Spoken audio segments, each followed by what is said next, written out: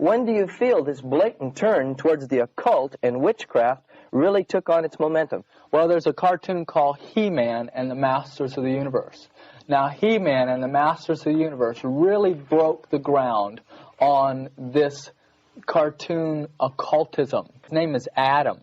Yeah. First man. Interesting. Until he's transformed, and then he becomes He-Man, the most powerful man in the universe, by lifting his sword in the air and yelling by the power of Grayskull. Now, to understand this, we have to understand what Grayskull is. It is a castle built by unknown hands in the shape of the skull, and there's a demon spirit living within it that manifests in the shape of a skull. And so our good character is empowered by occultic demon spirits.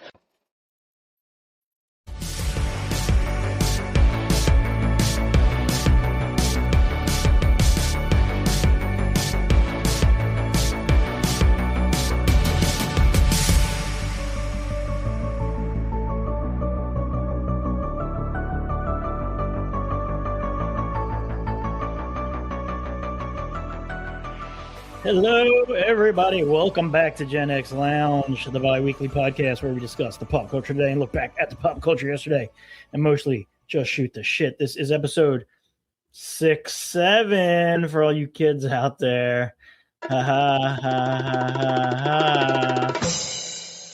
And in this episode, we are going to talk about that everyone's favorite Satan-worshipping superhero of the 80s. And with me, we have none other than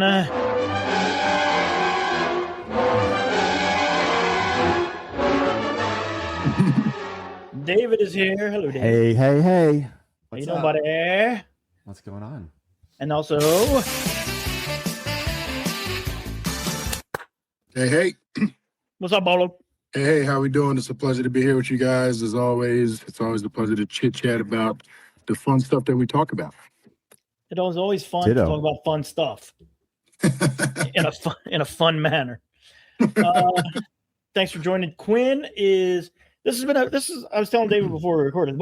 This has been a rough month for podcasting because Quinn and Dutch both went on vacation at the same time. I think Dutch is currently still on vacation, and Quinn just got back from vacation, and then I leave for vacation on Saturday. So this episode will be coming out one day late. It should have been out today. It'll be out tomorrow, which means after. Please, God, don't say anything, anyone, that I have to edit, because that'll just keep me up later. I would like to just end this bad boy and put it out into the world. Fair enough. I apologize in advance. Me too. I will not say anything off rip. Maybe I should leave now. You're fun. Ball is the one we got to watch. I'm the one who slips up. Oh, I don't think so. I don't know about that. I'm terrible.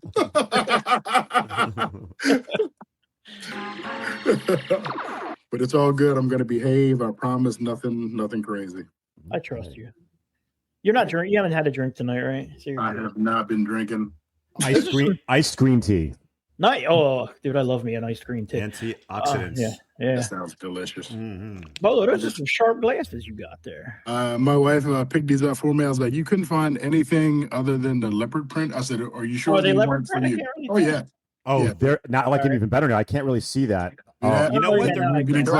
They're almost the same frame I have. Actually. They're nice. Those are good. Mean, look at. I mean, mine are lighter. Mine are like, yes. like kind of like mine look like the Jurassic Park amber with the insects in it. So love it without the insects. I mean, there you go. Some insects on the outside, but not on the inside. Love it.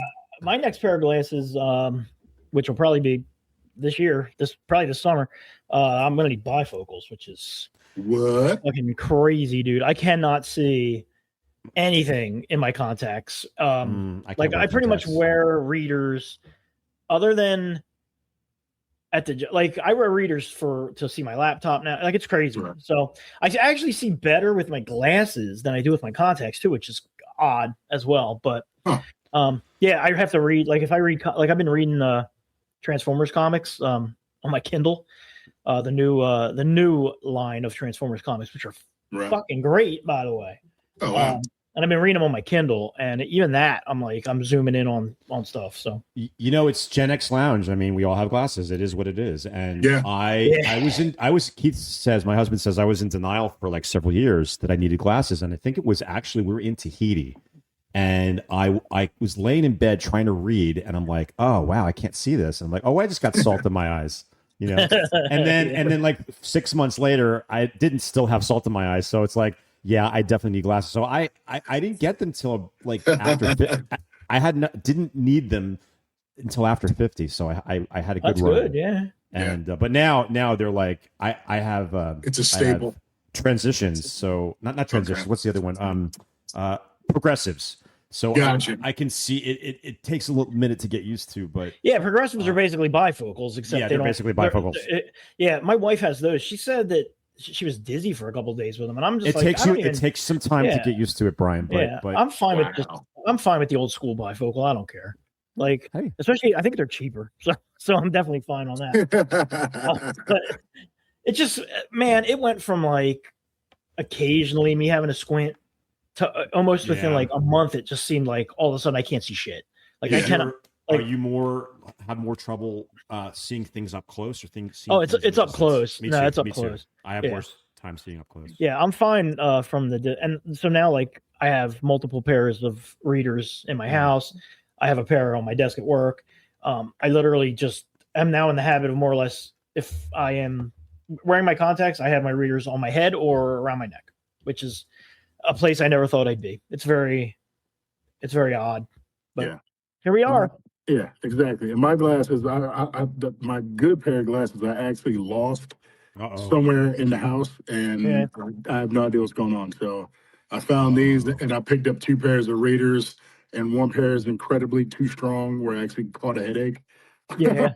I think mine are like 1.5. I think mine are 1.5 times. Yeah, I got anything more than that. I got 2.5, and Jesus. Oh yeah, I got 2.5 on. That's a super strong pair, and then I got 2s.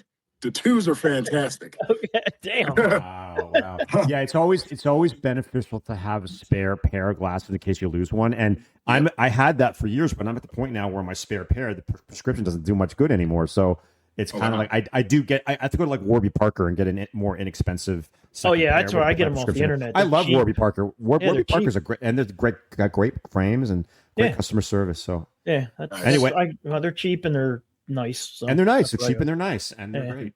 Yeah, somebody send me that link. I'm probably gonna. Yeah, no, they're good. Polo, they're good. There's a couple places that are like that. I'm trying to think of the one that I've used a bunch of times. I got these and like 3 other pairs, and I think the total cost was like $120 for like 4 pairs of glasses. Yeah. Okay. So it depends on what you need. Like if you need bifocals, it's going to be more.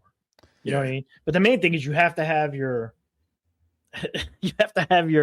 prescription, and you have to know the distance between your pupils, which I had to ask my eye doctor for that. Oh, right. Because if you do it online, you have to know. Yeah, they need your, they need your They pupil. do have Warby Parker stores around the country. So they may have one like a brick and mortar shop. So you can actually go in and try them on instead of having them send it to you. And so these glasses, I finally decided I'm going to actually buy an expensive kind of groovy pair of glasses. There you go. Yeah. So these cost more than every other pair of glasses that I have put together in my whole life. So these better not get lost. No. Yeah. Put those in the same place when you take them off. Yes. I got to find my phone on my glasses. Yeah, right. Put an air tag on them. Chip in there or whatever. Yeah. All right. All right. Well, that's old men complaining of old men problems. Grumpy old men. Yep. Yeah. All right. Let's do some news. I don't have a lot of news today.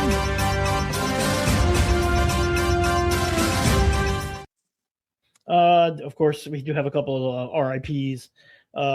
Gene Shalit. Yeah, just today, right? At 100, I think it was yesterday. Oh, yesterday. Yesterday or Saturday, maybe. Famous movie critic. If you grew up, at any point watching any sort of, back when, you had 3610, you knew who Gene Shalit was. And then Anthony Head, who played Rupert Giles on Buffy the Vampire Slayer. I remember him. Most people would probably know him from that. And Brian, he was also one of the originators of Frankenfurter in Rocky Horror Picture Show in the West End in London. Oh, really? Yeah, I know he was. Yeah, he was in a lot of plays. Yep, He was yep. also in Ted Lasso, apparently. Oh, right. That's right. So He was the ex-wife of what's her name? The blonde. Yeah. The owner of the soccer team. So. Yeah. The same lady who was the shame lady on Game of Thrones. Oh, right. That's right. Which is crazy because you would not think that to see her. That was her. Yes. That was her. That was her. She was the shame. Yeah, it's a Cersei Lannister. Yeah. Wow. Very delicious scene. Yeah. All right. So what else? Oh, Widow's Bay renewed for season 2. Bolo, I know you had said you were going to try to start that show. I have not got to start it yet. David, have you watched it at all? I have not. I'm not familiar with it. Did we is- talk about it already? If No, we man. have, forgive me. Well, it's starting to get buzz. I'm seeing a lot of people that I am friends with on social media talking about it. It's called Widow's Bay. It is on Apple TV. Apple TV. I have Apple TV. And it is phenomenal. It's one of the best horror comedy shows I've ever seen. It's a ever. horror comedy. Okay. Yeah, the comedy is not like haha slap your knee comedy. It's very like subdued, sort of dry comedy, and the horror is really good. And it's about an island called Widow's Bay, and there is a curse on the island, and the mayor is attempting to get the island to become a tourist attraction. But at the same time, there's a horrible curse on the island. His motivation is terribly misplaced. Yeah, it's phenomenal. It's season 10 drops this week, and that'll wrap up the season. So far this season, we have had a standalone episode that was completely set in the past. It's one of the best historical horror movies, and it was an episode of TV that I've seen ever. It had a phenomenal, like 35 to 40 minute slasher episode. It's one of the best slasher things I've ever seen. It's just so good. Oh, I'm sold. I'm totally sold. Yeah, I'm telling you, Widow Island. What's it? Widow's Bay. Widow's Bay. Yeah, and the episodes are pretty short. I think the longest ones are maybe 45 minutes. They generally run about 35 minutes.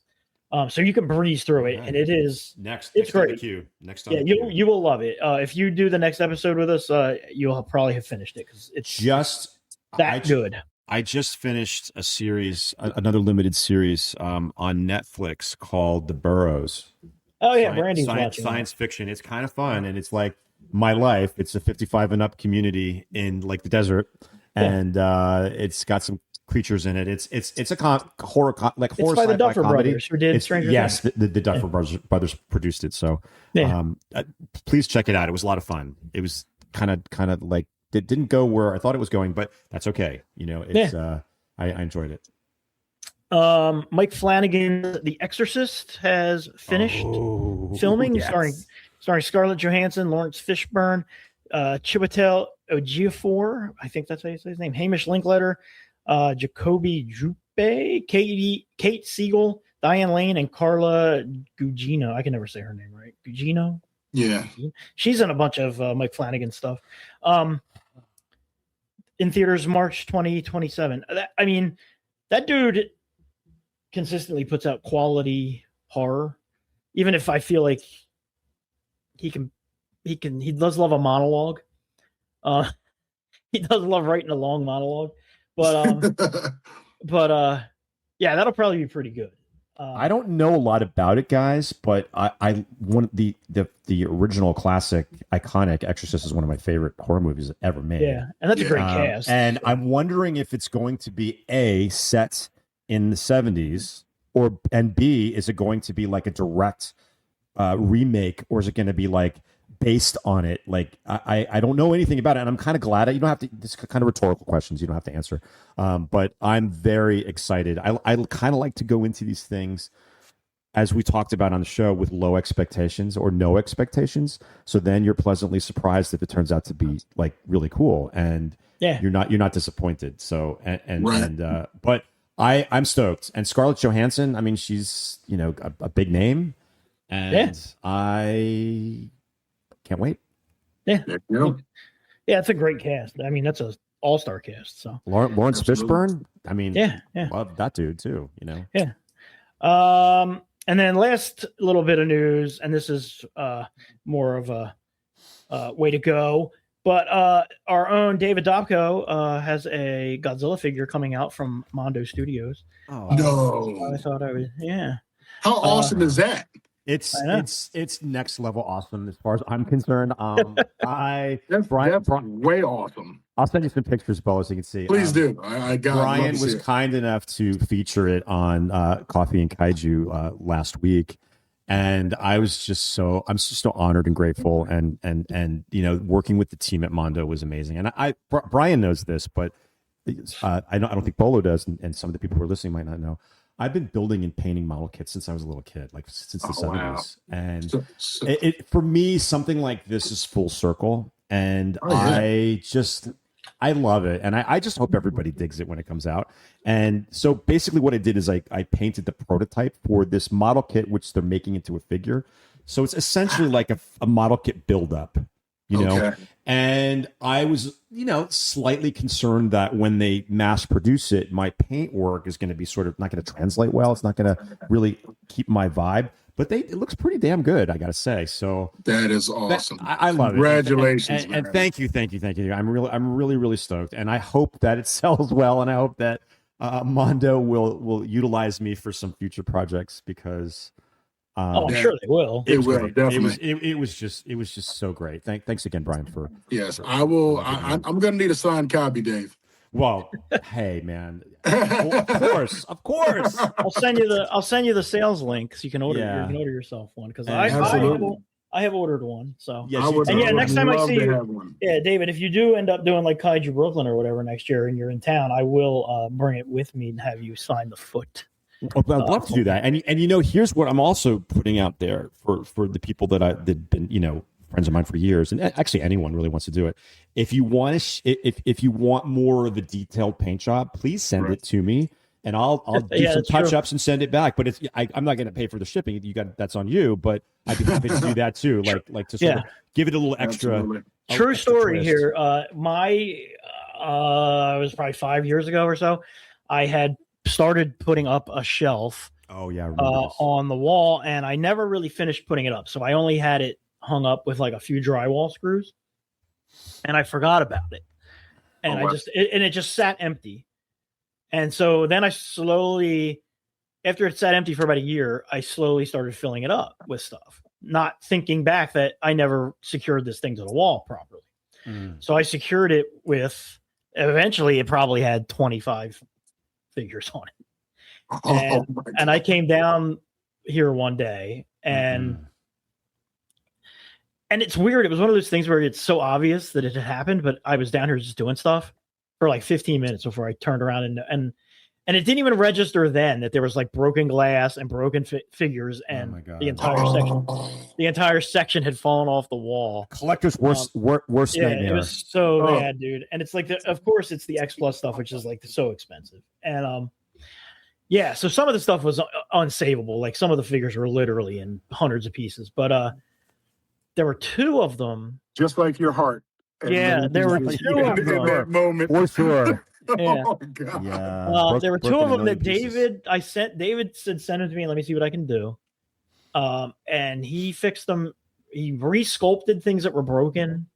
Oh my goodness. And repainted things, and literally you cannot tell that they were broken. It's I'm so glad I was able to do that. I told Brian, I said no guarantees. I'll do the best I can, but you literally cannot tell that they were broken. It's like one of them had broken teeth, and we're not talking like big giant teeth. These are tiny little minute. And he resculpted the teeth and resculpted the horns on his head, on the Angus's head.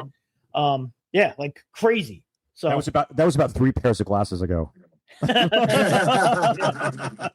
Oh wow. So, I don't know. I don't know now, but I have a magnifying kind of thing now I'm sure, with a light on it because it's so hard to do. But no, I've been doing that also for people too. Like sometimes X Plus as a company that's been putting out these sort of, they're kind of like finished model kits, like already built and painted, and sometimes they come damaged or they're scratched. Friends have been sending them to me, and I just fix them for them because it's I love doing that, and it's a great community, and that's wonderful. Yeah, that you provide that as a service. Yeah, that could help people especially recover cherished items if damaged and or busted. Wow. You know what I mean? And you put your love and detail and technique into this stuff so people can get it back and enjoy it. So that speaks volumes, man. Thank Absolutely. you so much. Yep. Oh, no, thank you. Of course. All right, let's talk about some trailers because we do have a few of them.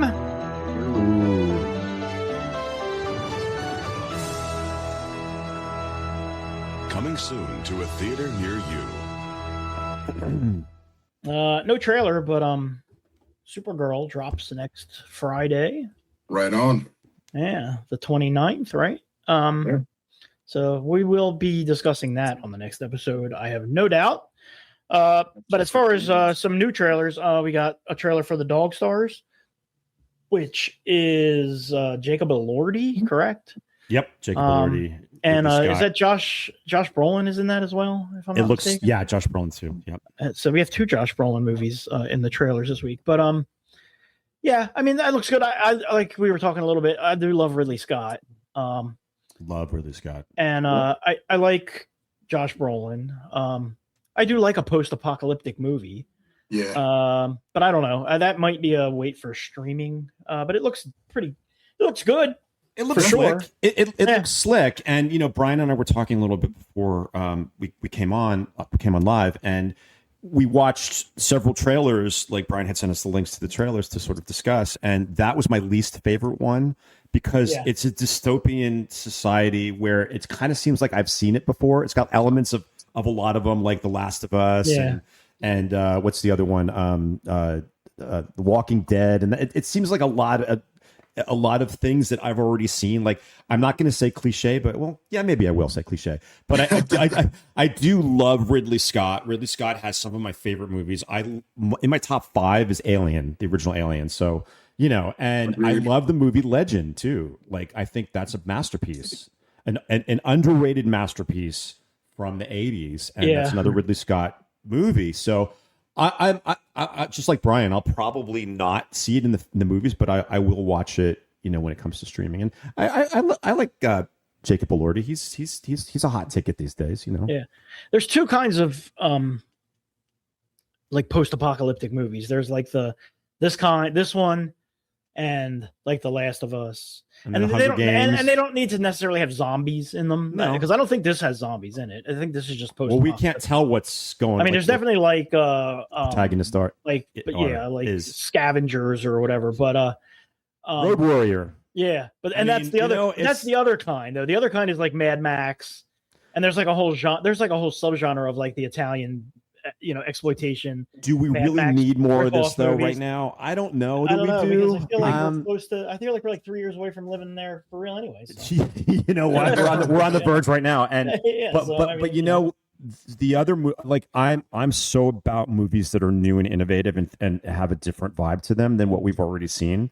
So like I said, I thought it was good and I will never, discount anything Ridley Scott does because I think he's up there with Steven Spielberg for me. Yeah, he's awesome. For me. I mean, he's a great filmmaker and no argument out of me. And then we got the other one with Josh Brolin, which is Whalefall, which looks. That trailer gave. I feel like I'm like, dude, how much of this movie is this trailer going to give away? I mean, because it's about a guy. It's about a guy who gets swallowed by a whale, basically. And that's terrifying in itself. Yeah, it's so claustrophobic, and it was so like I don't like underwater stuff. Yeah. I almost said the bad word, but you can say shit. It doesn't. Oh well, I don't like underwater shit, and it totally. I almost had like a little like flash of a panic attack, and that's just from the trailer. So yeah, I think it would be good on a big screen and lose something on the small screen. It'll definitely lose something if you watch it on your phone. So so no doubt. I've never watched a movie on my phone ever. No, so me neither. I'm not going to start now. As much as I bust Dutch's balls about watching movies on my phone, I've never actually watched a movie on my phone. People do. So I'm not that guy. I have big screens in my home. I will watch movies on a 65-inch, a 73-inch, amen, or a 70-inch in this house. That's how I do. So, and then one I am this one is a theater experience for sure. This comes out at the end of August, and it is called The End of Oak Street. And this is about a family. I think this takes place in the 80s. It's about a family whose street just completely it goes into another dimension, goes back in time. Something very strange happens to their entire street, not just their house. And dinosaurs are there, and it's a mom and a dad and the kids, and they're trying to survive and figure out what's happened to their neighborhood. It's Anne Hathaway, who's I love. Anne Hathaway. Yeah, Eagles fan Anne Hathaway. Oh, word. Yeah, you didn't know that. Did not know that. Yeah. What's his name? Obi-Wan. Ewan McGregor. Yeah. Who I love too. I was trying not to say Liam Neeson. I'm like, I know it's not Liam Neeson. It's not Qui-Gon Jinn. Yeah, Come on now. it's the other one. It's the other Jedi. Yeah. But it looks really good. I think it looks from that trailer, if I'm not mistaken, it looks like it'll be rated R. I mean, maybe PG-13, but the dinosaurs are definitely killing people. That one chomps that woman's head right off. Yeah. So it seems like to me, Brian, that we talked about it before. It seems like an episode of The Outer Limits. Like I'm getting that kind of vibe from it, like a longer updated version of an Outer Limits episode. And I'm kind of a sucker for anything with dinosaurs. So oh yeah, absolutely. Anything with dinosaurs, it would have to be, unwatchable for me to and not at least watch it. But this looks really good. This looks good. It's got a Spielberg sort of vibe to it as well, where there's that sense of wonder that goes along with like the terrifying stuff that's happening on screen. I agree. So yeah, I'm very excited about that one, and it's just sort of random. Like, where did this come from? Why did it's just because honestly, why aren't there more movies with dinosaurs other than the Jurassic Park movies? Like, give me some good dinosaur movies. Mm-hmm. I love dinosaurs.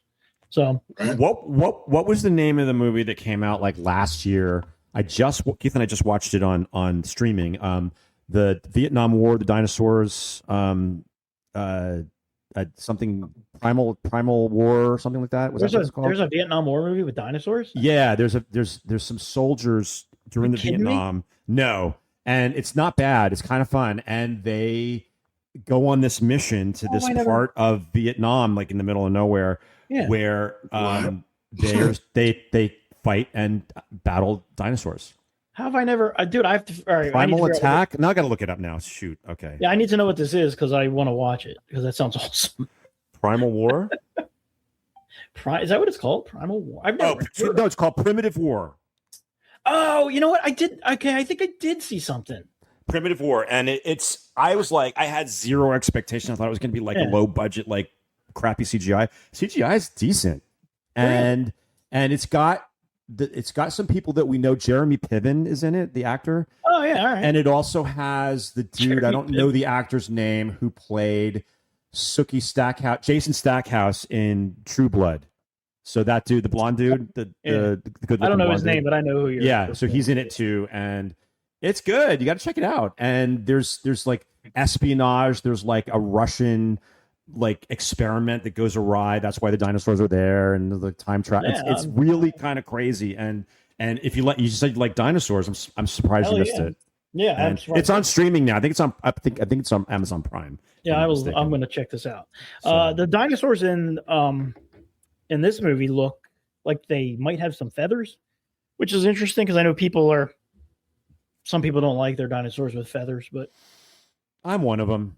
Yeah, I like my Gen X dinosaurs, like the Harryhausen dinosaurs. That's my that's my sweet spot. But I know that's the theory, and that's what they're saying now. I'm fine with a few. I just don't want them to look like if they're like covered in feathers like a chicken. I'm not. Then it's a chicken. Yeah, then it's a chicken. It's a turkey. That's just a big giant chicken that's killing people. Damn turkey. Yeah. But try both of you watch this movie. I'm curious to see what you think about it. It was fun. All right, yeah, I am going to watch it because that sounds cool. And then the last one is one Polo you sent today, The Last House. It's called, which is also another movie, coincidentally, about people that has weird shit happening to their neighborhood. It looks like, although this appears from the trailer that it's happening all over the world. Somehow these people, everyone is just locked in their houses, The cannot leave. They can't get out. Cannot get out. It looks like maybe it has something to do with the rain. Because it's the rain. There's definitely something going on with the rain in that trailer. Yes. Because it's swirling around locks and what have you. And it seems like the weather is somehow controlling. So maybe about claustrophobic. That's maybe another claustrophobic. Maybe it's a plot by the Democrats controlling the weather. I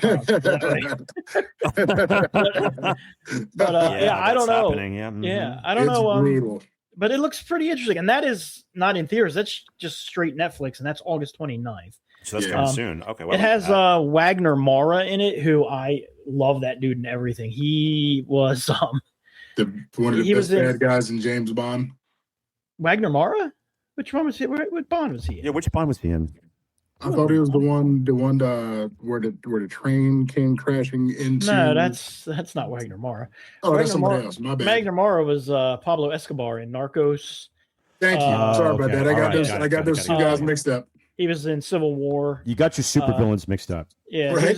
he was in Civil War. They were both not the Captain America Civil War. Yeah, you're thinking of the dude from No Country for Old Men. Yes. Oh, Javier Bardem? Javier Bardem. Yeah. I'm sorry. I had it mixed up. That's all right. Yeah, Javier Bardem's awesome. Yes, in everything. No, not everything. They cast him as Ricky Ricardo, and that was a big mistake. He looks nothing. I didn't see that. Is that the movie with Nicole Kidman? He looks nothing like Lucy. So that movie was a big mistake. They should have cast Deborah Messing from Will and Grace because she is Lucy in real life. But she doesn't have. But anyway, Javier Bardem as Ricky Ricardo. Come on now. Yeah. I mean, you got to suspend your disbelief, but give me something to hold on to. Nothing, not even remote. And I'm a huge Lucy fan, but I'd have to hand him my card if I wasn't. So, but it just terrible casting. So he's not good in everything, and I don't blame him. I blame the casting. He did the best he could. All right, so that is it for trailers. Anything else of note that we missed? Anybody? Well, Disclosure Day. Did you talk? Well, about that's out though. That's not a trailer. I know, but we're not to that part of the show. Sorry. Yet. Sorry. Did you shut my mouth wide open? No, we're gonna go there right now. Actually, so we're gonna go there now. What we've been watching. And now, our feature presentation. A lot of stuff. So David, you have not been on for a hot minute. So what? Other than He-Man that we're going to all talk about here shortly. What anything of note that you've been watching, reading in the movies? So TV, basically two. Of course, I saw the Mandalorian and Grogu film. Oh, okay, you did because nobody else has seen it. So give us your thoughts. Actually, I saw it.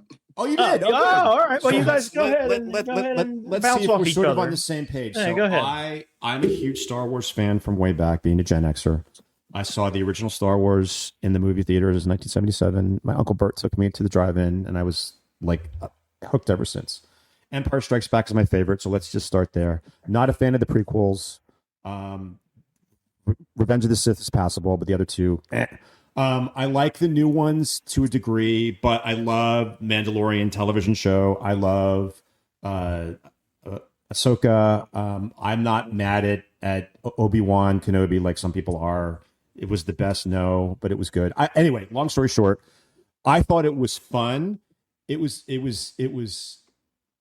just fun, and there was nothing new or innovative. It didn't take us to a new place in the Star Wars universe, but it was like a long 2-hour episode of the Mandalorian. I think it really was basically. Yeah, and I didn't see it, but I mean, what do you think, Bolo? Do you are you on the same page with me? Or I'm on the same page with you. They're not tracking new ground, but essentially, but I like the fact that it was action from the word go. Oh, totally, 100%. It opens up and it doesn't let you relax. You know what I mean? It just keeps going. It's what we get from the TV show and more. It's nonstop. It's a lot of fun. There's one lull in the movie, but that lull is not too long, and then it picks right back up again, and you're off and running. It was a bit of a roller coaster, You know what I mean? A whole lot of roller. It was going. Yeah, I can agree with that. And as far as the story goes, and the way it was handled, and the CGI and everything, it was a lot of practical effects, which I really appreciate. Yeah. Except for the Jabba the Hutt's son, I didn't like the way he was executed. I thought he was a little bit too CGI-ish. He was more prequel-y kind of thing. I didn't love. I liked the character, but I didn't like the way they executed it. I did like the twins, the other Hutt twins. I thought they were executed really well. Yes. But I didn't like, what was his name, Ronto or whatever his name was. Yeah. I didn't like the way they executed that character on screen. It didn't look right with all of the practical effects that they had utilized. Like I love those little creatures. The what are they called? The Babu Frick creatures. Yeah, and they were so funny. They were, every time they came on screen, the whole audience was cracking up. Yeah, and I love that. But I'm gonna give it like Van Helsing's out of 5. Right? Do we do out of 5? Or out do of 10. Out of 10. Out of 10. All right, out of 10. I'm gonna give it 7.5 Van Helsing's out of 10. Nice. Yeah. How about you, Bolo? 7.5. I'm gonna go with 8. I liked it a lot. I mean, I'm a huge fan of everybody in the film. You know, everybody. I love Pedro Pascal. I love Sigourney Weaver. Was nice to see in there, right? Yeah, nice to see her in there. And you know what I mean? The good thing about it, for those of you who haven't seen it, Brian, you don't necessarily have to have watched the series. It's kind of a standalone. Like, you don't need to know. You don't need anything. You don't need anything from the past. It's better. I mean, there's definitely Easter eggs in there, some cool Easter eggs. Yeah. But nothing, you know, like Bolo said, they didn't break any ground. No. But they didn't lose any ground either. No. Right? So it kind of 7.5 and 8. I think that's a pretty fair assessment of this film, coming from I think you're a Star Wars fan too, right? Absolutely. Coming from Star Wars fans. And I think people are too harsh on it, you know, and I don't know. I think it's worth a watch for sure. Absolutely. Do I want to see it again? Maybe I'll watch it on streaming if I get it for free. But other than that, one and done. You know?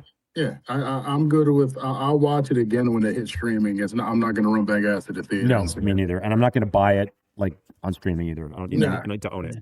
Yeah. What else, David? You said there were 2 things. Oh, and the second one was the one we're going to talk about. Oh, okay, Master Universe. So okay. I'll just wait for that one. All right, how about you, Bolo?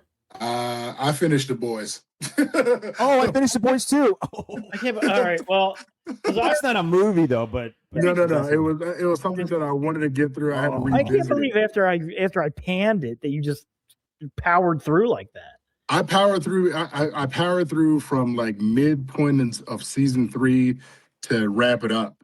It should have ended in season 3. It should have. It could have, but it definitely could have, because they had it set up perfectly to end. And then they essentially, at the end of the series, went back to essentially the same fight with Homelander and just ended it. Like, they had it already pre-set up. Mm-hmm. You know that.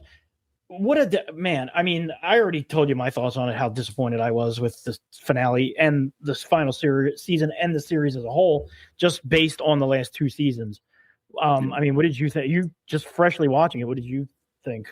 Yeah, it could have ended at season 3, just like you said. And it was funny when you described that one season, that ripoff of X-Men 2, that was poorly executed. Right when it started happening, I was like, this is that.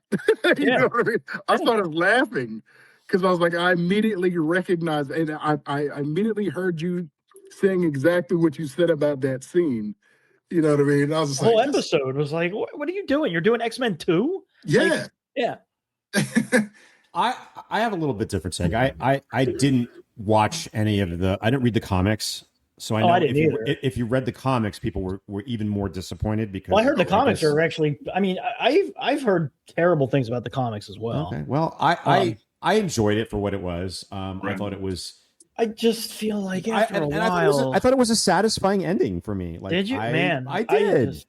I just feel like it was so many. Like, if you look back at Homelander season 1, 2, 3, he's a scary villain. Yeah. That isn't like like they Flanderized him. You know what I mean? Like, have you heard that expression before? Where like on The Simpsons, Ned Flanders is so ridiculous that he's like almost a parody of himself. on The Simpsons. So like it basically is like you flanderize a character by making him such a ridiculous parrot. Like they went so far to being like, let's make Homelander like Trump, and not just being like, let's just make Homelander an evil, scary villain who's also happens to be crazy. They just were like, let's have Homelander think he's Jesus. Like, come on. Like, but, he was a scary, evil villain. You go back and look at some of the stuff he did, and like when he made that girl jump off the roof in season 3, that is scary, evil villain stuff. Yeah. The stuff he was doing in this season was just, he was building an amusement park. It's like it was parodying like, what's happening in. I know, right but now. I thought that was kind of brave to do that because. And just the problem is the powers that be are too stupid to even realize that's what they're doing. So, or else that would be on the chopping block too. And I'm sure there'd be tweets about that. But anyhow, I liked it for what it was, and I, it's like Peacemaker. Like he's flanderized too. He's just like so over the top. Yeah, Peacemaker season 2 was definitely a drop off from season 1. But I'm not mad at it. I mean, it's. I don't know. I didn't feel like it was a letdown. My biggest issue with The Boys was for every cool thing, there were like 6 things where it was like, here's a fart joke, here's a cum joke, here's a girl who shoots juice out of her pussy. You know what I mean? Like it's just like, come on, dude. Like it's like if the first 3 the seasons were good, and then it was gratuitous. Is that what you're trying to say? And then it was like, how about I let my 13-year-old son write the last 2 seasons? But the Deep's demise was very great. I think. I thought that was really fun because she flew him to a beach, not knowing that he couldn't go in the water anymore. No, because all his fish he fucked over. Yeah, but she didn't know. She didn't know that. Well, she looked just as surprised as he did. So that's what I mean. So why did she fly him to the beach? I'm not mad at it because she should have dropped him in a volcano. Yeah, I don't know. I'm gonna give that one a little bit of higher score than both. Now I'll give credit to the Deep's actor being awesome. The guy who played the Deep is fantastic. He was committed throughout the whole thing. And dude, when she gives him that speech and like, why don't you just try to be good? And he's like, no. Like that. I'm like, this dude's great. I hope he gets more roles because he is great. Dude, Anthony Starr, who plays Homelander, he's fucking fantastic. Yes, he is. He's so good, dude. I hope he gets more stuff too, because I hope he's not typecast as like a Homelander type going forward, because he was so good.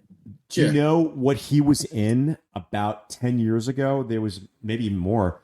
I couldn't sleep the other night, so I was flipping through the streaming, and the remake of the Stepford Wives with Nicole Kidman and Matthew Broderick were on. Oh, I could see him being in that. Anthony Starr played a gay character who got stuck in that Stepford village. Okay, and I'm like, oh my god, that's the first time we've ever I ever laid eyes on him. But he was in a show called Banshee as well. Banshee, right? Was he? I don't remember. I don't know that one. I've heard that's a good show. He becomes sheriff of a small town, right? Yeah, and I hear it's action packed. I'm like, I want to go back and watch that. Okay. Yeah, it's supposed to be good. I'll look that one up too. But anyway, I liked it. Did I love it? No, but did I like it? Look, here's my thing. At the end of the day, I watched every episode. I didn't hate it enough to turn it off. But it's one of those things where like I'll probably never feel the urge to go back and be like, let me rewatch The Boys. There's just no way. There's certain shows that every couple of years or so I'm like, I'm gonna go through Breaking Bad again or whatever. Game of Thrones, Breaking Bad. Game of Thrones, though, honestly, is another one that I'm is almost in that same boat as The Boys, because they flubbed they flubbed the ending so hard that going back to it makes me, and I understand, like Quinn will be the first one to be like, dude, that show, if you go back and watch it, is some of the best stuff ever put on TV. But I agree with Quinn. And that ending, but do you guys judge the whole entirety of this show by the last season? I certainly don't. No, because Game of Thrones, just like Quinn said, it went there before anything else went there. Like it totally.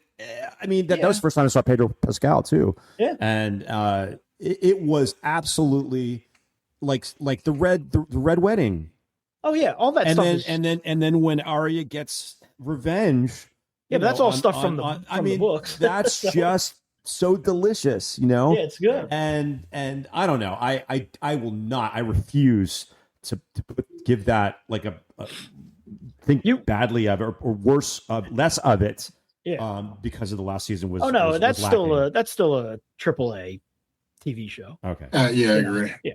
I just feel like, and I was kind of thinking about it a while ago. Like it seems like it maybe is harder for these big popular shows to stick the landing. It seems like more people are unhappy with the endings of these shows than are happy with the endings of these shows. But honestly, if you go back and think back to the ending of The Sopranos, on the night that ending aired, and the day after that ending aired, people were pissed. People thought it was terrible. People thought it was stupid, myself included. Thought it was stupid. Thought it was one of the stupidest things I've ever seen. I watched that ending now, and I'm like, dude, this is so good. I love it. But at the time, it just everybody hated it. So I watched that show 3 times, maybe even 4.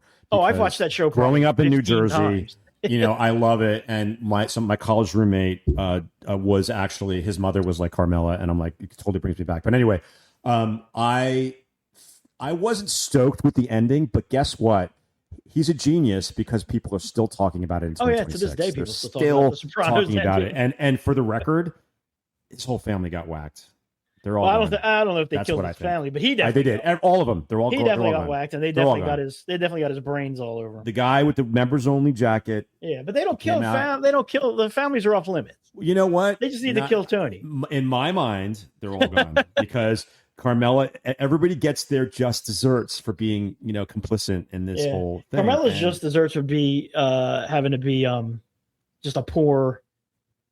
Remember when she sees Pussy's ex-wife, Pussy's widow, giving out samples in the supermarket, and she's just like mortified that her life could someday end with her having to be giving out free samples at the supermarket. But I love, Sopranos again. That's like top. I love that show. 3 of the. I love top. How do you feel about it, Bolo? Do you like Sopranos? Are you a fan? Here's the thing: I never tuned into the Sopranos, and that's something that I plan to do. You need to watch Please do yourself a favor. I will. It's so good. It's like brilliant, and I love Lorraine Bracco. I love Edie Falco. Michael Imperioli. It might be the best show ever made. It might be. It might be the best show ever made. Best streaming like network. Because I believe it's on HBO Max. I think it is. It is on HBO Max. Absolutely. And we just watched it last year again from 1 to all the way to the end, and I laugh, I cry. It's funny as hell, dude. It's borderline a comedy. I mean, Uncle Junior. Uncle Junior has so many sayings that are like perfect. I think it's intentionally dark humor. At the time, I also think that went over a lot of people's heads, but that show is definitely. If you didn't grow up in New Jersey or New York or Pennsylvania, where you have a reference to see how real the stuff was, they didn't, and 99.9% of the episodes were filmed on location, except for one of the most popular episodes really bummed me out. Brian, do you know which one I'm talking about? Was not where they said it was. The Pine Barrens? The Pine Barrens. That was not. I grew up on the outskirts of the Pine Barrens. That was like Watchung Reservation in North Jersey. It's like, no, there's no hills in Pine Barrens. But aside from that, that's a brilliant episode. And, it's just, please watch it. I mean, I will. You will not regret it. I will. And it's, I don't know. All right. Enough of that.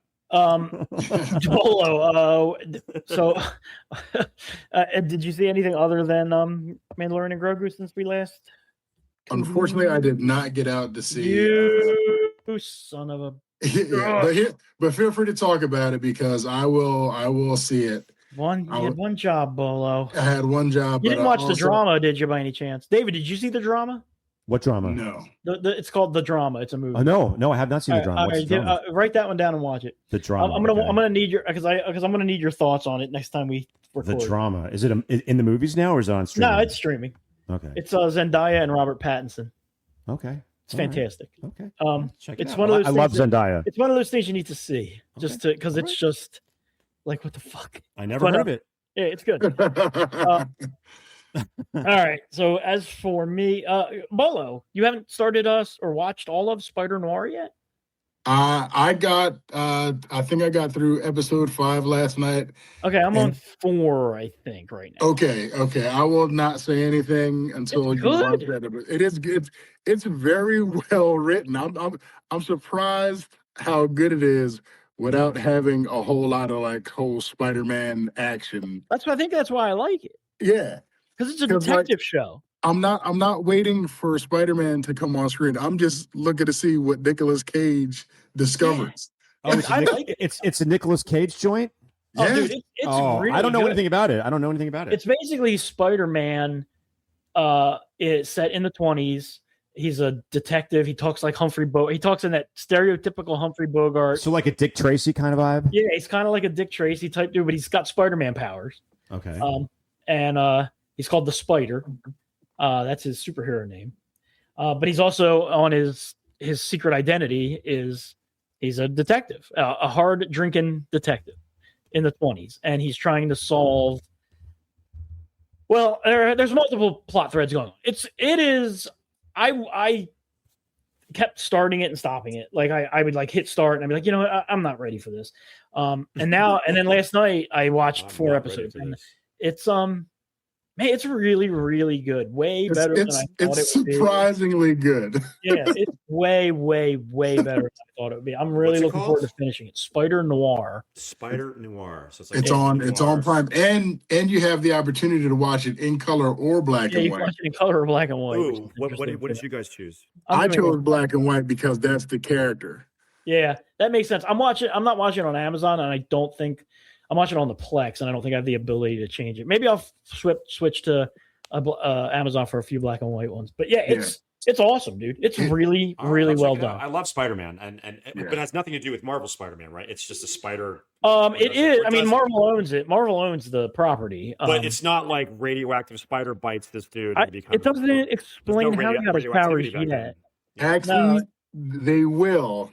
I feel like it's coming. Yeah, I feel like it's coming. But yeah, as of right now, you don't know yet. You don't know yet. We don't know how he got.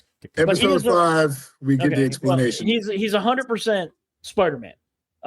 Similar costume, except he wears does he have a web and everything? The wide brimmed hat. Yeah, he has the webs that come out of his wrists. Organically, not he didn't make the web shooters. He's not particularly like he's sort of like an older, out of shape Spider-Man as well, and he also hasn't been Spider-Man for 5 years when the show starts. So, but yeah, it's good, and it's got 20s versions of his. Like so far, you've met the 20s version of the Sandman, and 20s version of I guess the other guy's the Lizard. Lizard is like Vulture in there. And as of yet, I have not seen, but I'm assuming they're getting to more Electro.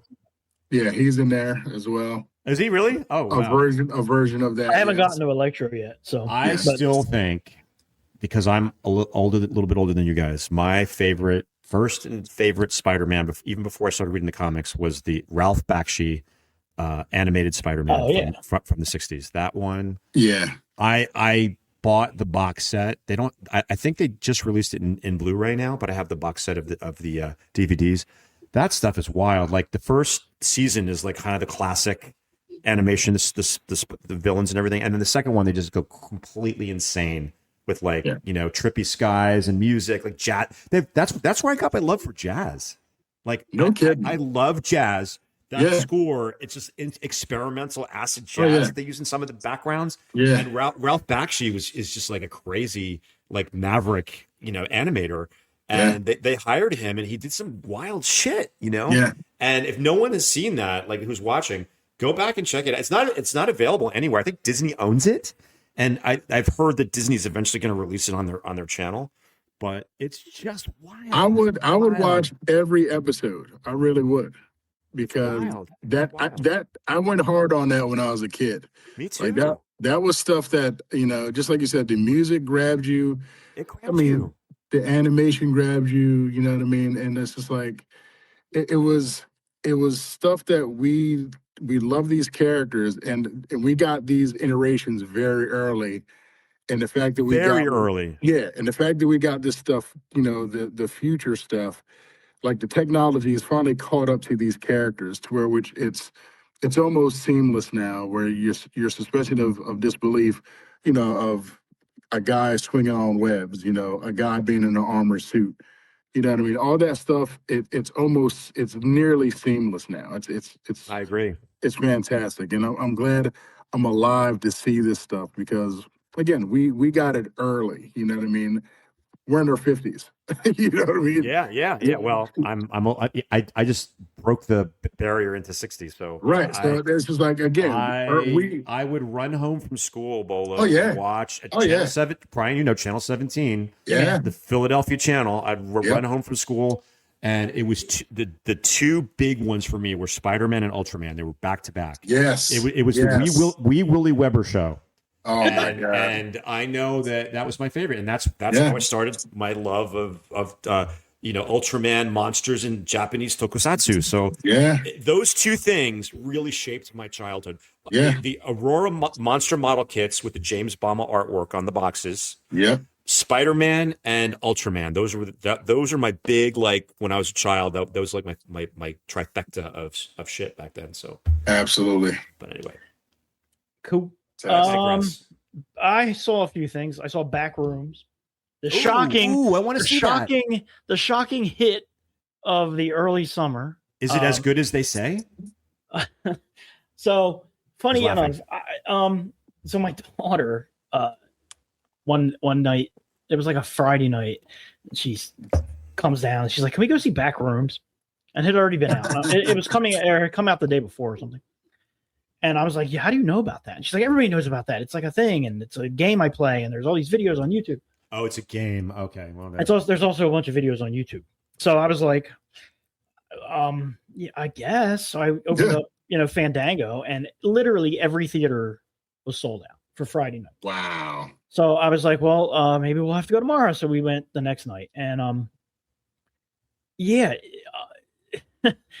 if I can't explain it to you. Don't explain it because I want to go in. I want to go in blind. I want to go in blind because it's the strangest goddamn thing I've seen. She loved it. I liked it, but like it was a well done, well made movie. It had definitely some creepy parts. The found footage stuff was really cool. The story was interesting. There's definitely a lot more to it. Now, if I were you, I would go on YouTube and I would type in Backrooms, and the guy has, I think there's like 6 or 7 videos or 8 videos. There's a whole playlist of them. The longest one is only 35 minutes long or something. Most of them are under 10 minutes. Okay. But if you watch them all in order, which we did after we watched the movie, it explains a lot of the things that are in the movie. So what I've gathered is basically that there's a company that was making MRI machines or doing something with MRIs, and they discover this other place that looks like a never-ending series of back rooms, and they get progressively stranger the further into them you get. And then coincidentally, people are also just happening to fall into these places. So they're kind of like trying to figure out, I guess, how this is happening or why this is happening. But this guy finds one in the back of his furniture store. It's pretty good. I mean, the guy who made it's only 20. He started this series when he was 15. No, I was gonna say, isn't the guy 20 years old? Yeah, he's like 20. Yeah. So, good on him. I think, it made it did something crazy. It was like, it broke the first weekend. In its first weekend, it became A24's highest grossing movie of all time. Wow. Yeah. Wow. Of all time? That's crazy. So is it like the Blair Witch Project of this time? I guess, yeah, you probably could almost say that because their previous number one was Marty Supreme, which did 96 million. And this finished the weekend at slightly under 100 million for its opening weekend. So, which is crazy. And like the stats for who saw it is also crazy. It was 86% of the audience was under 35, 67% of the audience was under 25, and 44% of the audience was under 21. So there were a bunch of teens in my theater, It's rated R or PG-13? It's rated R, and I was like, fuck. And they were all pretty quiet and respectful, so I was like, all right, cool. Like I was like, dude, this is gonna be a nightmare, but they were fine. This was Josie's first R-rated movie. Very, very.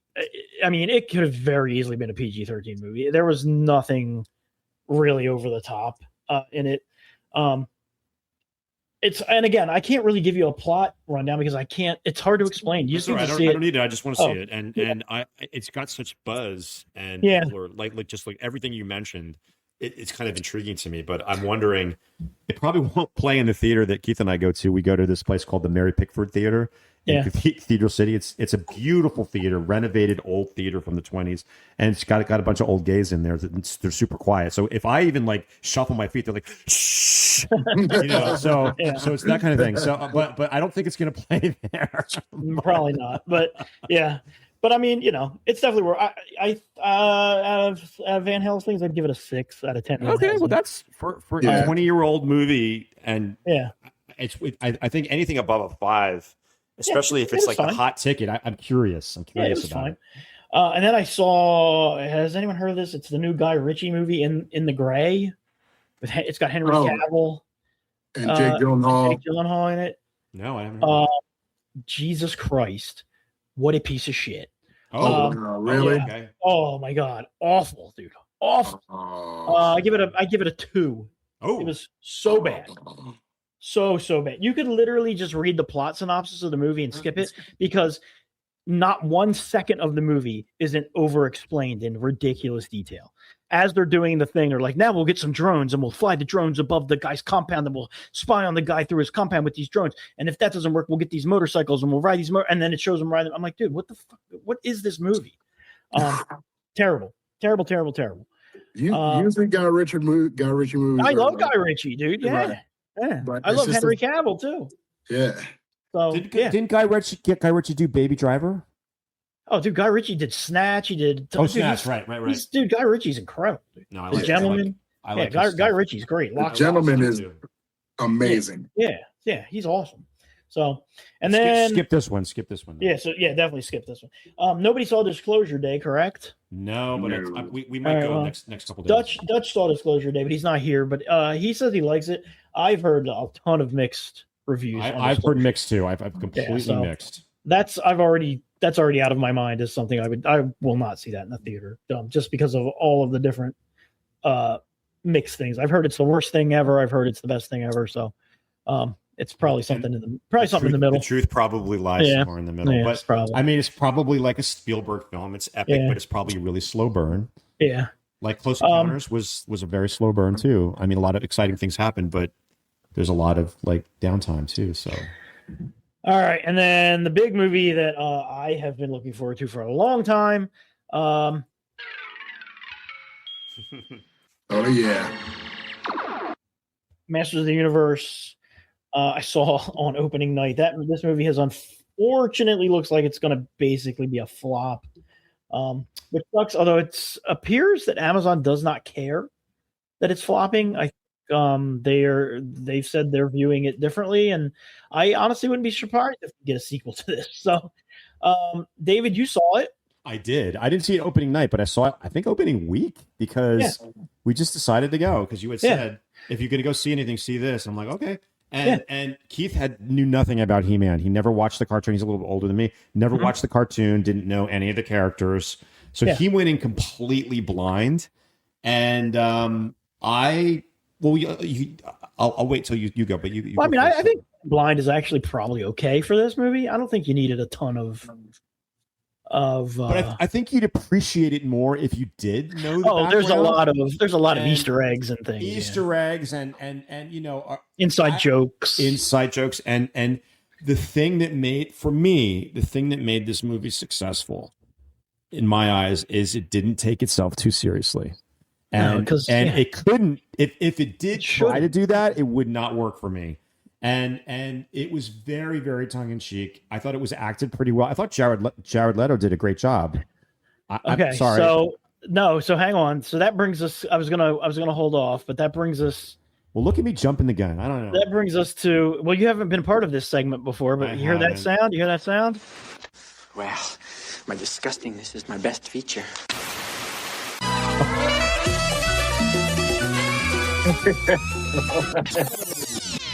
I got to get with the program. Shoot. That is the sound for how are we going to separate the art from the artist? I see what we're doing. Okay. Because I agree. Like Woody Allen and Cosby Michael Jackson. Yeah. I mean, we're clever here on the Gen X Lounge. But shame on me. I should have waited. But no, it's fine because I agree with you. He was fucking great. Great. I wouldn't know it was him though. That's the thing. If you didn't say this was him, I would not have known it. Yeah, exactly. It could. Was he in some sort of a suit on set? Apparently, yes. Yes, I guess he did speak the dialogue. Obviously, that was his voice through a heavily modified. I don't think he was doing that voice on his own. Never see his face. Never see any part of his body. It's nope. He's literally a guy in a blue bodysuit with a cape with a skull face and gloves and he literally and is staff. Yeah, he was great. He was fantastic. He was Skeletor. Absolutely. In a movie that had lots of things that I thought were good, he was by far the best thing. I was worried that if he was the best going in, if you would have told me he's the best thing in the movie, I'd have been like, this movie's going to suck. And the movie does not suck. He's just incredible in this role. Incredible. And I agree. And like, I hate to admit it because he is, by all accounts, allegedly not a great guy. He's a douchebag. Yeah, not a great guy. But man, he steals every scene he's in. He's funny as hell. Now let's give some props to the visual effects people. Because the skull, his face being that skull is so good. Whoever's idea it was to just have his eyes be small little red lights. Beautiful. So good. But the way that they make the little red lights emote and look around and do the thing, and you can read his face. Even though it is a CGI skull with red eyes. He could emote through a CGI skull, which is crazy. It really emotes. He does that thing every now and then where he snaps his jaw together, like a bitey skull. It may have been motion capture, Brian, on some level. Oh, I'm sure he was in a mocap suit. Yeah. But I mean, he was the best part of the movie, which makes me want to vomit to say, but I mean, you're right. He was. As for the rest, makes you vomit to say. Now, if there's a sequel, and they do bring back Skeletor, I think he's easily replaced. I think he apparently wasn't very happy that he wasn't part of the marketing. For obvious reasons, he wasn't part of the marketing. I guess he wasn't really happy that he wasn't asked to even do like red carpet stuff. He pretty much was asked to just keep away, it seems like, after filming the movie. So I doubt he would come back for a sequel. I doubt they would ask him back for a sequel because people don't like him. I saw a lot of people that were just like, I'm not seeing it because he's in it. So I think, he laid out the template for how to do that character on screen like that. I don't think it would be that hard to find somebody else that can mocap that and hire a voice actor to do a voice. And get the same result. I don't know. He did a great job. I'll give it to him. He did a great job. The Tila, the girl who played Tila, I thought was perfectly cast. Perfect. Yep. Looked the part. That is Camila Mendes. Decent actress. Yeah, I thought she was really good. I thought the acting was decent all across the board. I mean, Idris Elba is great and everything. So, Man at Arms. I knew he was going to be great in it, so that wasn't a surprise. Yeah, he had a nice little arc, overcoming his. The fights in this were well shot, and his fight at the beginning with Trapjaw, at the very beginning when they invade, was so good. Him having his arc of becoming a drunk and all of that stuff, I thought was really was really well done. Nicholas Galitzine as Adam and He-Man, I thought did a really good job. He did a respectable job, I think. But he was good. I really enjoyed how the movie opens with him narrating his life to that point, and he's like, I was a kid, and then this happened, and that happened, and then and I had to grab this magic sword, and and then it like smash cuts to him at a restaurant on a date, telling this to this girl who just looks horrified that this insane shit. And he's like, she picks up her phone and she's like, I have to take this, and he's like, it didn't ring, and she's like, no, I have to take this and leave. She just gets up and leaves. That's exactly what she says, and it's perfect. And the poor guy. It's so funny. The best part that I liked, aside from Skeletor, which I agree with everything Brian said, was when he goes back to Eternia, right? Yeah. He goes back. Tila brings him back because he finds the sword, and somehow she realizes that he's found the sword. He's found the sword. And when he's talking to Mechanic and Ram Man, and I love that's that. Not their names, but he's Mechanic, man. And he's like, I used to draw you. That's what he would call you as a kid. So they explained it perfectly how ridiculous it came from a child's mind. Yeah, that's how he remembered them. And again, it's like a brilliant way to get tongue in cheek, to get like the old cartoon in there. Yeah. And I thought that was so smart. And I think the film did exactly what it needed to do. And I'm sorry it's bombing in the eyes of Hollywood, because that it's bombing. It's gonna have a cult following, I guarantee you. I think it's gonna have a resurgence.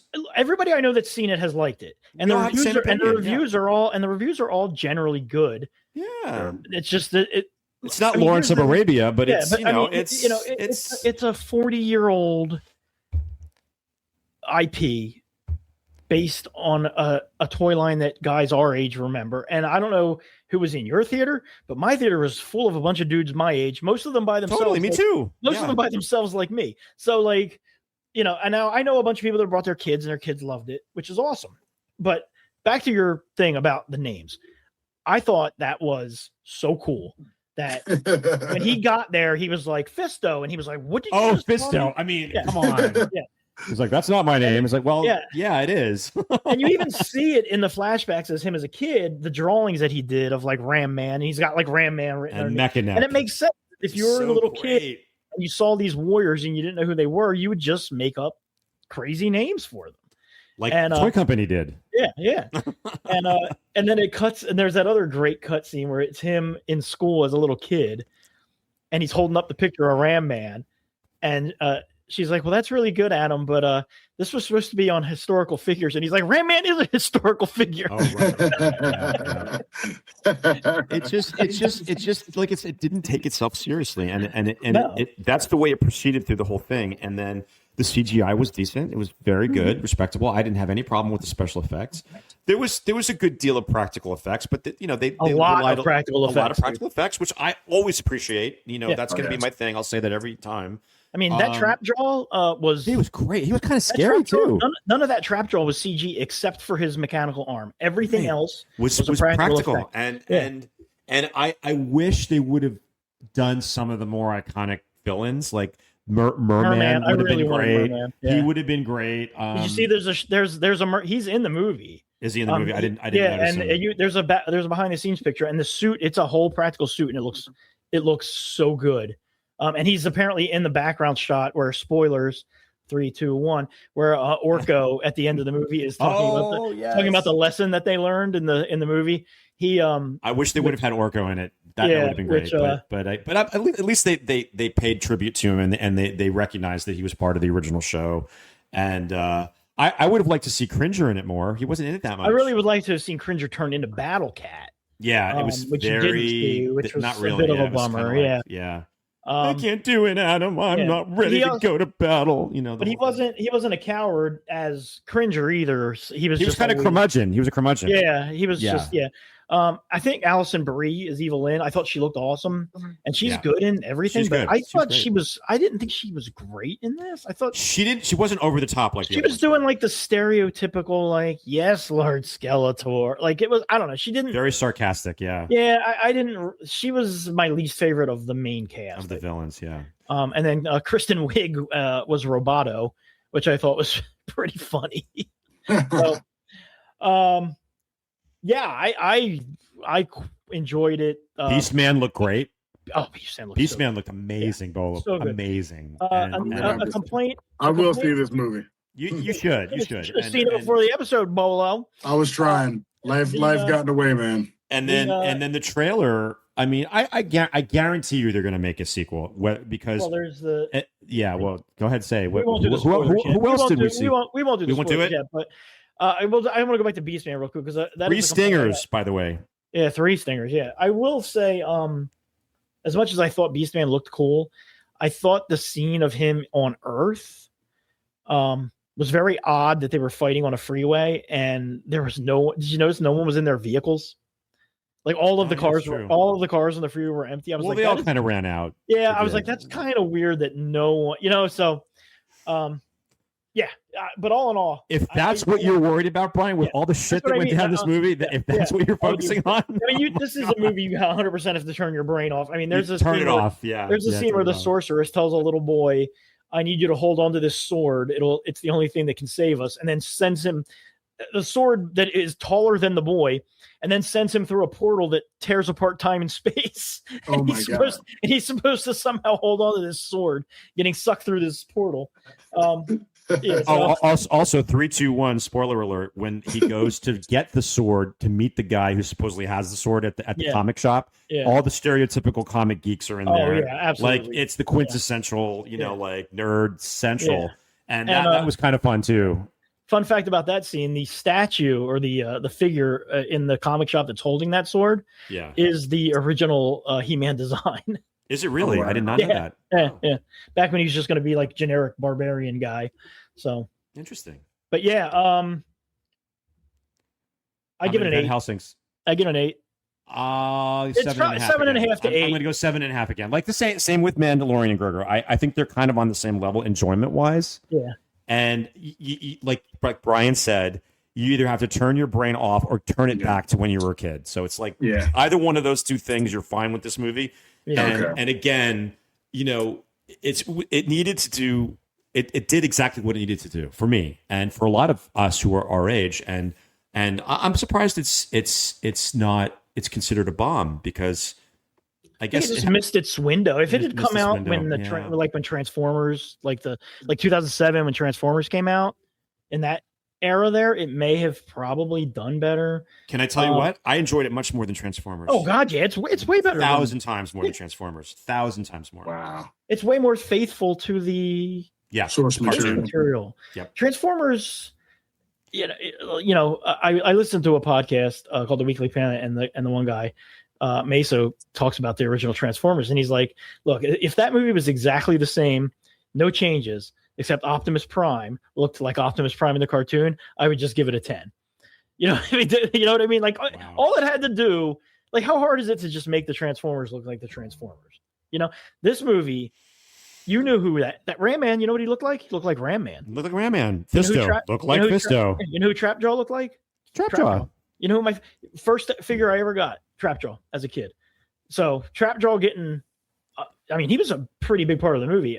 Made me really happy. So, man, I 10-year-old me would have given it 100 out of 10. 52-year-old me will just give it an 8 out of 10. So I actually came into it because I didn't necessarily watch the cartoon because I was a little bit older at that time. I knew about it and I thought it was fun. Like I caught some of them, but I knew the lore of He-Man.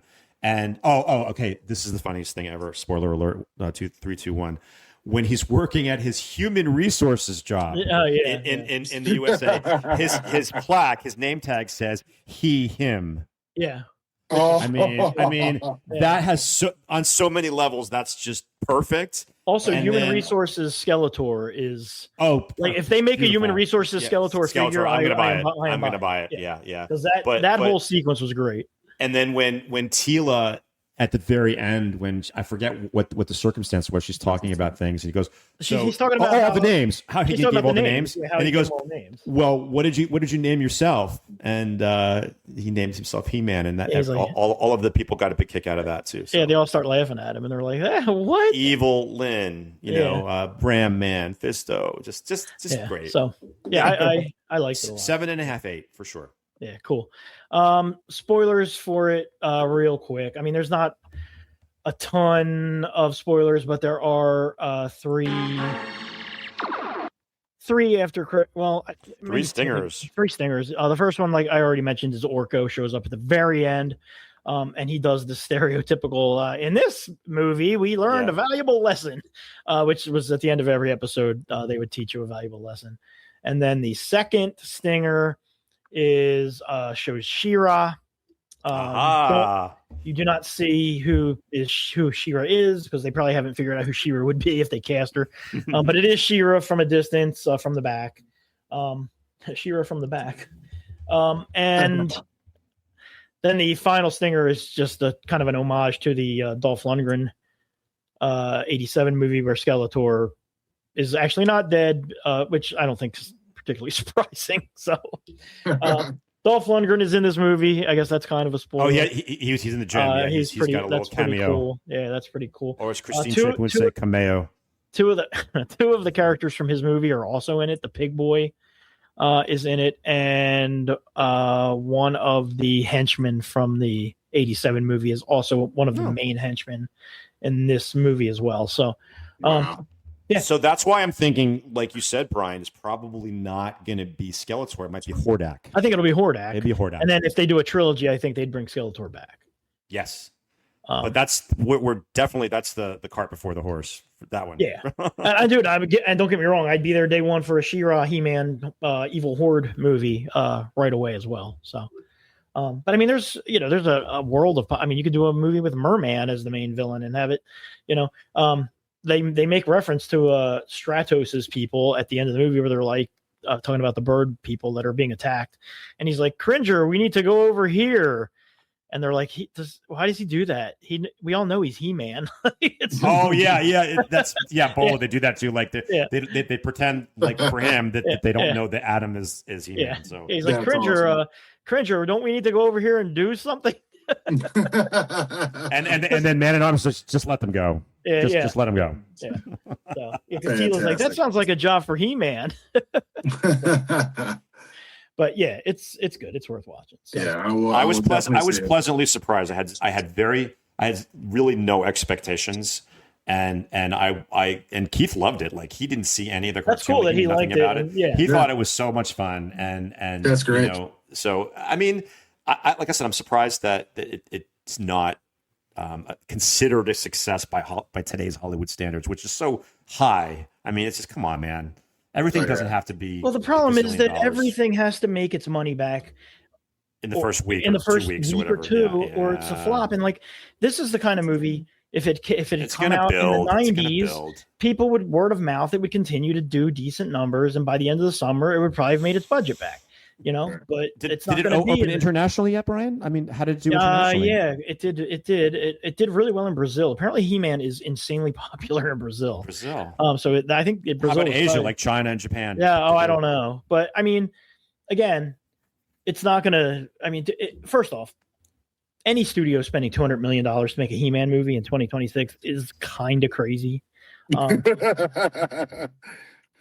I mean, it's because He-Man is not on the level of Marvel, like it's not on the level of like the other 80s stuff like Transformers or Teenage Mutant Ninja Turtles. Like Mattel hasn't done enough with He-Man to keep He-Man in the general consciousness of just the general public. Like every kid knows who the Turtles are because Mirage or whoever owns the Turtles has made an effort to reinvent the turtles every couple of years. There's new turtle stuff. There's a new turtle show. There's new this. He-Man to like the figures and things like that are out there are aimed at 50-year-old men.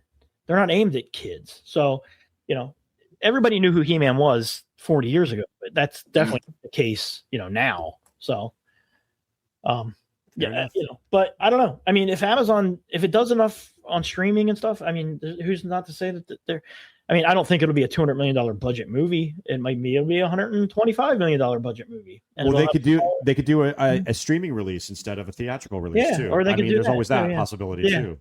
I mean, I feel like all of these streaming services want to kill the theaters anyway. So how much does Amazon care? If it was made for them to stream anyway, them just throwing it in the theater for a month does them no harm. So yeah, I don't know, but.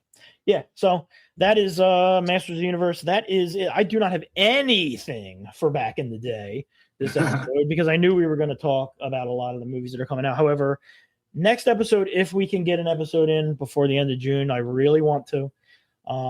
We do have a good amount of Back in the Day stuff. Obviously, we'll talk about Supergirl, which comes out next week. We will talk about 2 big 60s movies. Both important for different reasons. One is Rosemary's Baby, one of my favorites, classic horror movie. The other is a classic of a different kind, and we were talking about the 1963 release in the United States of King Kong versus Godzilla, which is the American edit of King Kong versus Godzilla that came out in Japan in 1962. And that movie, the American version, is vastly different than the Japanese version. And I would argue is probably the most important piece of Godzilla film as far as him becoming the icon that he is. That movie being released in the United States is what did it. And then just something that's interesting to me, we'll talk a little bit maybe about the murder of Bob Crane, star of Hogan's Heroes, which is unsolved. Maybe we'll solve it, but probably not. So yeah, that's it for that. David, thanks for jumping on. I always appreciate you. Always a pleasure. What do you got going on? I know you got something Collect All Monsters related going on this weekend. We had a show last Saturday, and where we talked about kaiju cribs. That's right. And so if you want to check out the co-hosts, all of our houses are full of kaiju collectibles. That's cool. We had a special guest star. Helmi Abdat from Australia, who has a really incredibly amazing and comprehensive Godzilla collection. We do our collector's moment segment where someone who watched the show showcases their collection. We ask some questions, but yeah, it was fun. So check it out on our YouTube channel, Collect All Monsters. And then we're going to do a show from GFast, an abbreviated version of the show. It's actually the same time that our normal show is on Saturday afternoon at 3 p.m. Okay, cool. So we're going to do a show from there. It'll be an abbreviated version, and it's going to be called Meet the Makers. So we're going to discuss sofubi making with some of the creators. Like hopefully we'll get Marasan. Nice. That's cool. We're going to Kaminaga-san from Marasan and some of the other toy makers. That would be the July 11th? July 11th. Yeah, the Saturday at 3 o'clock. So cool. We're not sure how that's going to go because we're not sure what kind of equipment we're going to have. But yeah, so if you're going to GFest, come say hi. And we're going to have an awesome giveaway, a Spiral TIG toy giveaway. Yeah, so it should be really fun. And cool. That's it. I'm sad you're not going. I know. I know. I will be in Puerto Rico next week, so I'm not sad about that. That's pretty cool. We're gonna try, like I said, we're gonna try to get another episode in. Yeah, so I think that's it for me. Bolo, anything from you? No, I am good. I'm looking forward to seeing He-Man so I can discuss that next go around, and hopefully we can all get together and make it happen. Bro, He-Man is so up your, and you got to bring your grandson. I'm telling you, even though he probably knows nothing about He-Man. I bet you he will. He will. I bet you'll love it, dude. And Bolo, do me a favor, do us a favor, watch at least 1 or 2 episodes of Sopranos because I really want your opinion on it. For someone who didn't see it back in the day, a fresh perspective. I will say this about Sopranos: Yeah. it takes a minute to hit its stride. The first episode, especially, was a pilot that was shot, and then I don't think they went back to the show for like 6 to 8 months. The pilot is very different. Yeah, do 3 or 4 if you can. I would say, honestly, just do the whole first season because it really hits its stride about 3/4 of the way through the first season. Okay, cool. I just love, people who are new. I've introduced so many people to that show personally, and not one person has regretted that. They're like, oh man, it's a great show. I can't believe I missed it the first time around. So yeah, please. And that's how I feel, because so many of my friends do talk about it. You know what I mean? So it's just a matter of me hashing out the time to get it done, and I will. And it's interesting because you're gonna have a fresh perspective because you're not watching it in real time, so you'll get to see it through a different lens than most of us. Absolutely, which is great. Yes, sir. Cool. All right, gents. Well, thanks everyone for listening. If you could be so kind to give us a 5-star review on whatever app you use to listen to us, we'd appreciate that. There's a link in the description if you want to buy some merch. We actually sold a Coffee and Kaiju mug last week, just randomly. That was fun. But there's Gen X Lounge and Coffee and Kaiju merch at the link, so you can do that. Tell your friends to listen, because that's how we get new listeners. And we will be back 2 weeks from now, maybe 17 days from now. We're gonna be back. We'll definitely be back, I promise. Nice. Until then, see y'all next time. Thanks for having me. Always a pleasure. Always a pleasure to have you, Dave. Oh, thank you.